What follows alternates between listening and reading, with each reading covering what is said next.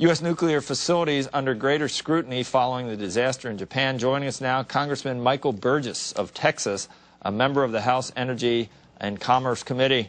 Congressman, we've had a couple of your peers on the committee trying to gauge on both sides of the aisle what the resolve is for the Obama administration and for Congress in terms of ending a de facto moratorium on new nuclear plants. It's not looking good right now, is it, Congressman? I know you'll probably disagree with me, but you look at polls of the public and it makes you wonder whether we're going to be able to make any progress now. Well, there has been a de facto moratorium on new nuclear in this country since 1996, and that was prior to the earthquake in Japan 2 weeks ago. That was widely viewed as a mistake. Currently, we get about 20% of our power, our electricity generation from nuclear power, a little higher than the world average, but nowhere near that standard of some other countries. My home base of Texas, we've got a couple of plants that are functioning. The talk recently was expanding the capability of existing plants. Very difficult to site a new nuclear facility, as you might imagine, but the existing footprint can be expanded. I honestly think those plans should go forward as more is learned about what has happened in Japan and what eventually has to be done to control the problems that they're having on the ground there. It seems to me that there was a strange alliance of people that in recent years have suddenly become backers of nuclear power. And they don't seem to be, you know, in the stock market we talk about people with strong hands and people with weak hands.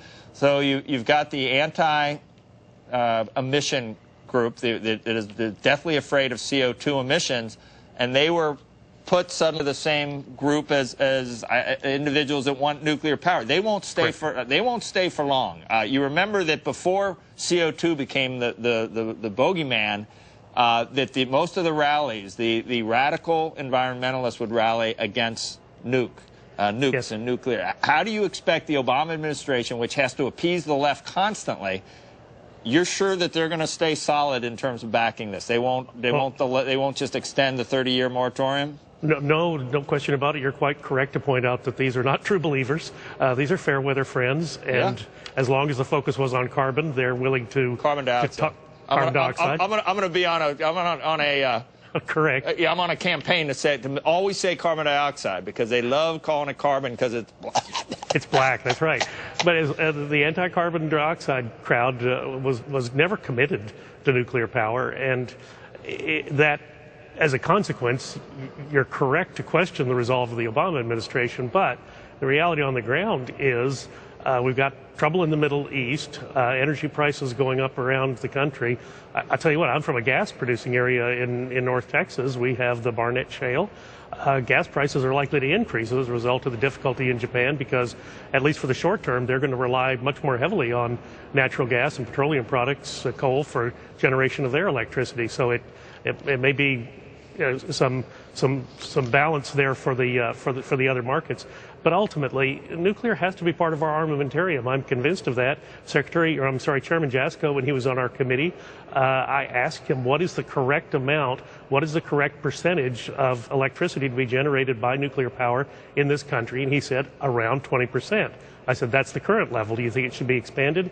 And he said around 20%. So he wouldn't offer really an opinion as to whether that number should go up or down, but he seemed to feel that that was the right number. And I'll take word on that. That at least to me means that we're not going to diminish our nuclear capacity. And of course, demand is going to increase. So if you're going to maintain that 20%, capacity will have to be increased also. I'm hoping they'll settle on, I mean, I don't know where they'll go at this point, because I'm talking about the left on this issue. If you cross out nuclear and you can't go back to fossil fuels, all I can think of is wind and solar. Unless you go to natural gas and say it's clean, it's a hydrocarbon, but it's cleaner because there's no CO2. Is that where they head? Or Larry? Yeah. Well, natural gas has some appeal. Obviously, there are some downsides for producing natural gas through hydrologic fracturing, which is going on in my area, and you do have people who are legitimately concerned as that activity encroaches upon civilization, which is happening in my neighborhoods. People are justifiably concerned. Is their safety being protected by this activity? So there is going to be a balance there.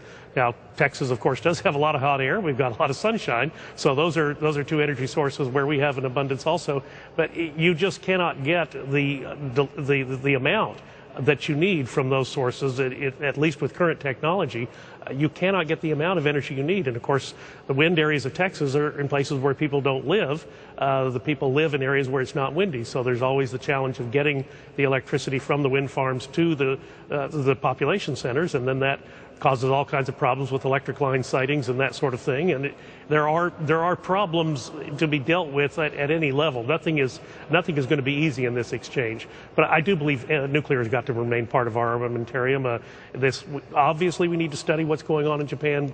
The disposition of the spent fuel rods, that is one of the big issues that's going on in Japan right now. The cooling pools have lost their water, and these rods that were not actively being used in generation of electricity, but were just simply being stored until a long-term solution was found, they are causing a big part of the problem. We've got to come to grips with Yucca Mountain and decide, are we really or do we have the maturity to deal with these spent fuel rods in this country? Or are we going to leave them on site where there is a potential for difficulty? I don't know. We're not going to be able to count on these fair weather friends, I don't think. We'll see. Well, there are people who are anti-energy in this country. I'm convinced of that. I know. We need solar and wind, but you don't talk to me about how I get to work, tomorrow. I can't think about that, or how I'm going to, jet airplanes, how we're going to fly them with a big windmill on it. Is that? It's going to take a lot of natural gas power. Yeah, it will. Congressman, thank you. We appreciate it. And we'll sell it to you. All right. Thanks.